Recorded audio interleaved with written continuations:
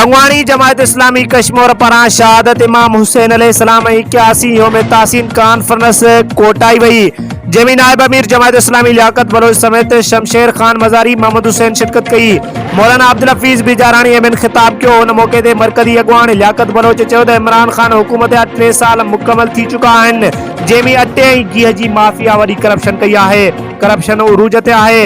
अफगानिस्तान में तालिबान जे अचण जो पाकिस्तान जे बचे बचे ख़ुशी जो इज़हार किया है। हितां जो अवाम वडेरनि खां तंग आहे। हिते ला कानूनियत इंतहा आहे। कबायली जड़नि में कत्ल वग़ैरह तई बाज़ार गरम आहे। असांजी हुकूमत आई त कश्मीर खे ॿिया आज़ाद कराईंदासीं। कश्मीर पाकिस्तान जो शहर आहे। असां जमायत इस्लामी वारा पैगाम हुसैनी खणी निकिता आहियूं। जमायत इस्लामी में करबला वारे काफ़िले जी उम्मत मुस्लिम लाइ जदोजहद जारी रखियूं पई अचे।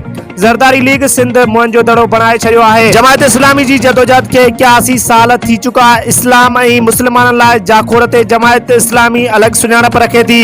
होॾां शमशेर खान मज़ारी खिताब कंदे चयो त हितां जे अवाम मूंखे वडेरनि जे मुक़ाबले गुज़िरियल चूंडनि में मूंखे वोट ॾिना। उन में तंगवाणी जे अवाम साबित कियो त गुज़िरियल चूंडनि वडेरनि जो रस्ता रोक करे सख़्त मुज़ाहिमत कई।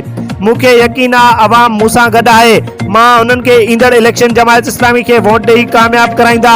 अब्दुल फताह पठान, मोहम्मद हुसैन मिंती, मौलाना अब्दुल हफीज बिजारानी, हाफिज नसरुल्लाह चन्ना ऐं ॿियनि चयो त कश्मीर ज़िले अंदर 200 स्कूल बंदि आहिनि।